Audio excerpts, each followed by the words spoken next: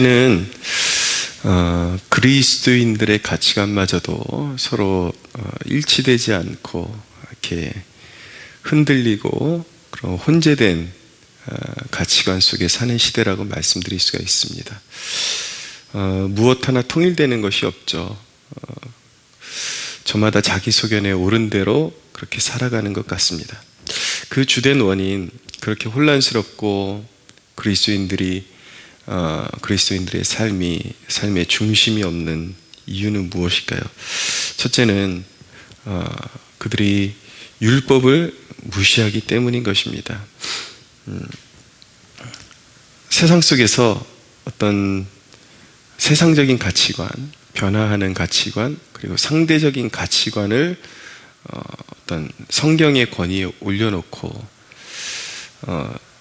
나름대로 믿는다고는 하지만 그런 세상의 가치관, 변화하는 가치관, 이런 것들이 깊게 배어있고 그런 것들을 수용했기 때문에 점점 하나님의 뜻과는 멀어질 수밖에 없는 것입니다. 그래서 자기한테는 절대적인 그런 가치관이라고 생각하고 이제 지켜나가면서 살아가는데 그게 굉장히 주관적인 거예요. 요즘 그 정치인들이 하는 행태를 보십시오. 법이 전공인데도 지 멋대로 삽니다. 가치가 없어요. 어떤 법치가 없어요. 자기 주관을 법으로 삼고 살기 때문에 세상 사람들조차도 어떤 절대적인 가치관이 아니라 상대적인 가치관을 붙들고 살기 때문에 개판으로 살면서도 자기는 법을 지킨다고 생각하고 살아가는 것이죠. 그리스도인들도 마찬가지인 것입니다. 어떤 절대적인 것을 붙들지 않으면 자기 주관으로 판단하기 때문에 세상에서 유입된 들어온 것들로 가치관을 삼고 살기 때문에 자기는 나름대로 굉장히 완전한 줄 알고 살아가죠. 그래서 그 잣대로 세상을 평가하고 다른 사람들에 대해서는 굉장히 그 비판의 날을 무분별하게 세우지만은 사실은 자기 자신조차도 하나님 앞에서 하나님이 보시기에는 온전한 모습이 아닐 수 있다라는 것입니다. 요 며칠 근간에 제가 어떤 기독교 관련 기사를 보니까 교계 안에서 성경의 그런 해석을 이제는 성경의 해석조차도 어떤 절대적인 가치 기준에서 성경을 해석하기보다는 시대적인 맥락 안에서 성경을 해석해야 된다.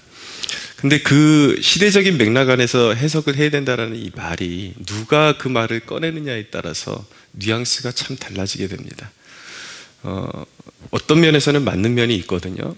우리가 액면 그대로 그냥 문자 그대로 성경을 해석하게 되면 굉장히 그 곤란한 상황에 봉착할 때도 있습니다. 그래서 그 문맥 그리고 시대적 정황 이런 것도 잘 따져봐야 되는 건 사실이지만 똑같은 말을 하더라도 누가 그런 말을 하느냐에 따라서 뉘앙스가 완전히 달라지는데 그런 이제 무브먼트를 주장하는 사람들이 대개 보면 진보적 사관, 신학적인 것도 진보적인 신학, 자유주의 신학 세계관에 묻어있는 사람들인 경우가 많거든요.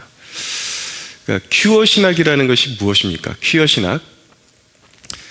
제가 한때 굉장히 좀 논쟁을 한 적이 있었는데 이 큐어 신학한 사람들은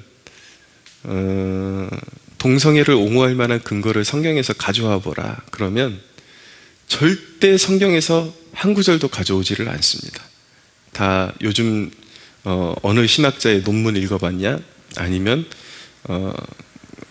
믿음도 없는 사람 중에 그 세계의 권위자의 논문 그 읽어봤냐? 그러면서 그 논문을 자꾸 링크를 해줘요. 저는 이야기하죠. 거기 이제 대꾸를 하면서 성경적인 근거를 가져와라. 그러면은 제 쪽에서 성경적인 근거를 이렇게 동성애가 죄라는 것에 대해서 성경적인 근거를 이렇게 내밀면 끊임없이 동문서답을 하면서 오히려 자기 잘난 척을 하고 뭐 시대에 뒤떨어져서 제가 자신들의 말을 못 알아듣는 것처럼 그렇게 이제 치부를 하면서 자신들의 논지를 이렇게 정당화시키려고 하는 모습들을 보게 됩니다. 그러니까 그 시대적인 맥락을 따라가서 이제 성경을 해석해야 된다 그러면 그거는 성경의 권위를 완전히 무시하고 인본적인 사상으로 교회를 채우겠다라는 그런 의도와 같은 것입니다.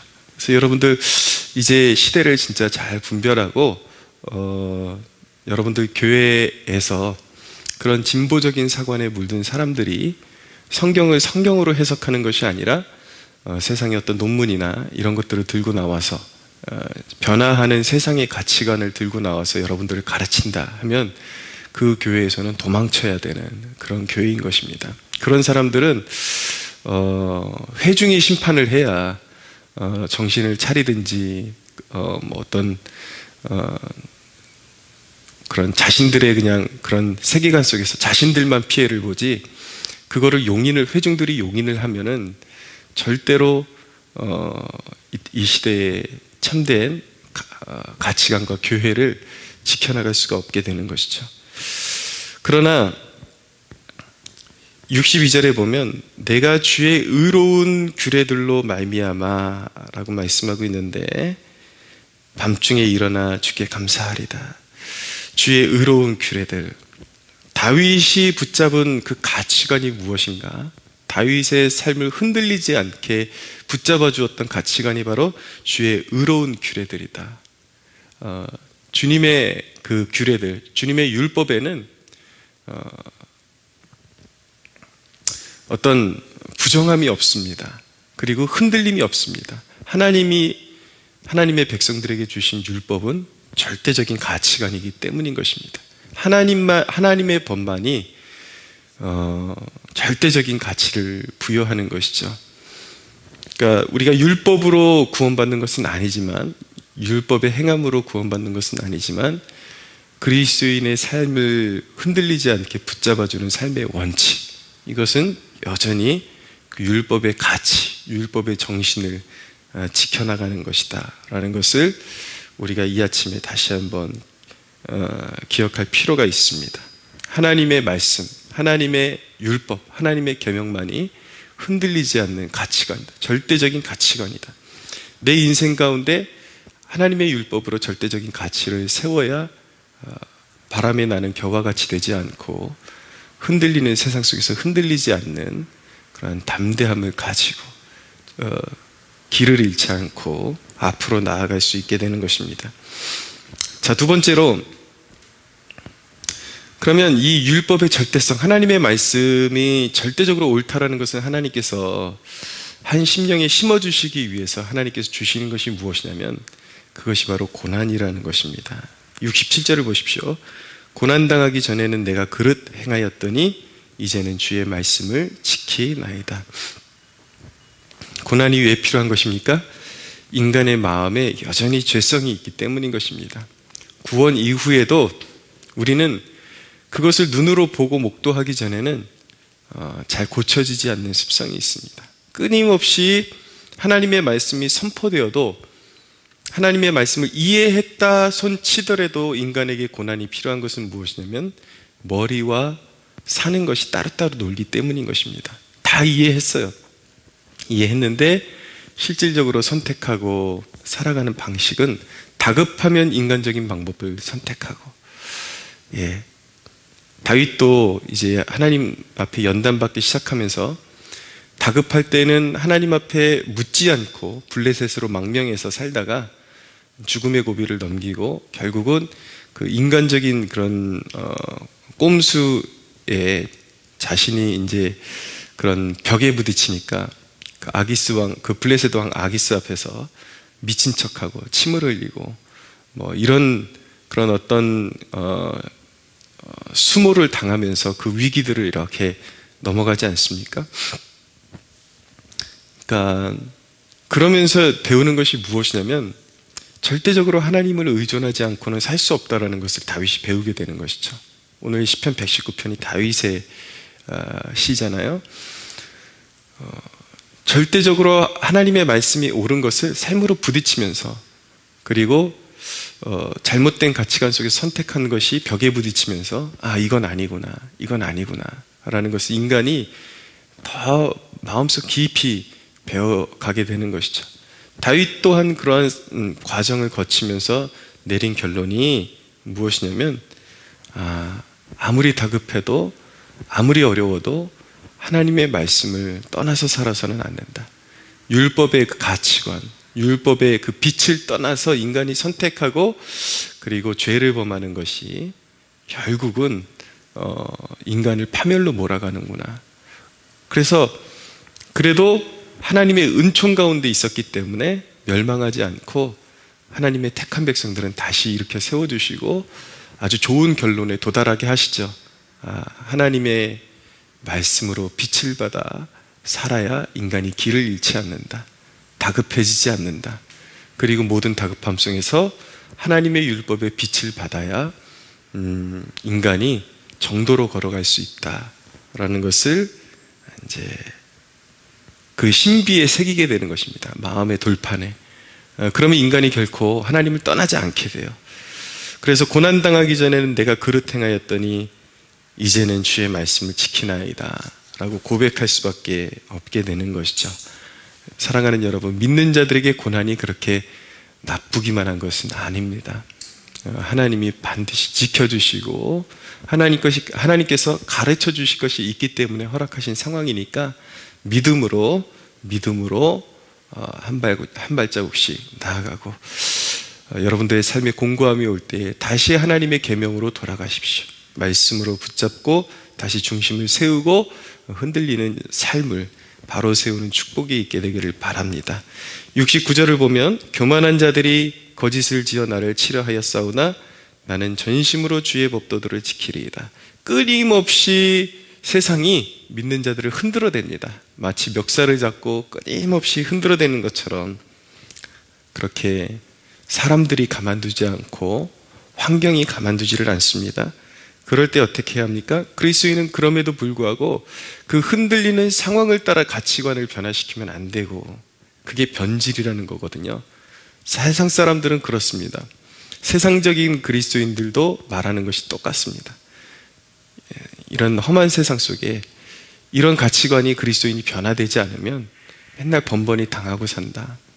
그러면 상대방이 이렇게 나오면 나도 이렇게 해야 되고 세상이 이렇게 변화되면 나도 좀 속일 줄도 알고 나도 세상의 모습을 따라갈 수 있어야 된다. 그러면 자신들의 가치관이 계속 변화시키죠. 그 결과는 어디입니까? 그 결과는 세상과 똑같은 모습으로 살아가는 거예요. 도착하게 되는 것이죠. 그러나 다윗은 오히려 자기를 조롱하고 흔들어대는 그런 사람들이 만연한 세상 속에서 나는 전심으로 주의 법도들을 지키리이다 라고 고백하고 있는 것입니다. 절대적인 가치를 붙잡는 모습을 보여주고 있는 것이죠. 다윗의 모습이 바로 다윗의 탁월함이 여기 있는 것입니다. 흔들리는 세상 속에서 자기를 그렇게 볶아대고 흔들어 놓는 세상 속에서 절대적인 가치를 붙잡는 것. 세상이 이렇게 변하기 때문에 이것이 나의 망가질 당위성이다 라고 그렇게 많은 사람들이 이야기하지만 진정한 그리스도인은 세상이 아무리 나를 흔들어대도 세상의 가치관이 아무리 변해도 나는 절대적인 하나님의 명령을 따라서 거룩을 지켜나가고 하나님의 형상을 회복하는 그 길을 따라갈 것이야. 그렇게 마음으로 다짐하면서 한 걸음 한 걸음 나아가는 것이죠. 그 분복은 무엇입니까? 성경이 누누이 말씀하는 바 악인들은 땅에서 다 겨와 같이 불려가고 언젠가 사라질 것이라고 말씀하고 있습니다. 그의 뿌리가 기둥같이 박혀 있을지라도 어느덧 보면 그의 흔적도 남지 않고 사라질 것이라고 말씀하고 있습니다. 그러나 성경이 말씀하는가? 의인들, 하나님의 의로운 규례들을 사랑하는 하나님의 백성들은 땅을 차지하게 될 것이라고 말씀하고 있는 것입니다. 반드시 하나님의 말씀을 지키는 분복이 있고 하나님이 반드시 동행하시고 의의 길로 인도하신다. 이 결론을 여러분들 마음속에 새기시고 흔들리는 세상의 가치관을 버리고 오늘도 주의 말씀을 곱씹고 묵상하면서 말씀이 인도하는 대로 따라가는 하나님의 율법을 사랑하는 저와 여러분들이 되기를 예수 그리스도의 이름으로 축복합니다.